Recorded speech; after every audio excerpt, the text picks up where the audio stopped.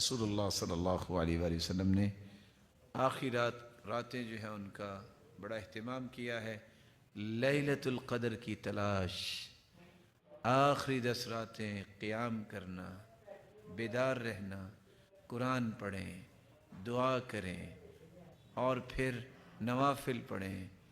رسول اکرم صلی اللہ علیہ وآلہ وسلم پر قرآن نازل ہوا 83 سال 4 مہینے اگر کوئی عبادت کرے اس سے زیادہ اجر ایک رات کا ہے. اسی کو لیلۃ القدر کہتے ہیں.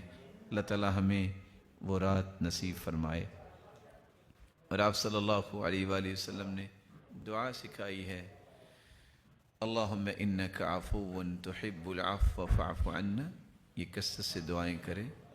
ناظرین اکرام، یہ جو قاری صاحب نے دعا بتائی ہیں یہ ہمیں اچھی طرح یاد کرنی چاہیے. اس کو آخری عشر میں زیادہ سے زیادہ پڑھنی چاہیے، کیونکہ اللہ کے نبی اس دعا کو زیادہ سے زیادہ پسند کرتے تھے، پڑھتے تھے. اللہ ہمیں عمل کی توفیق عطا فرمائے.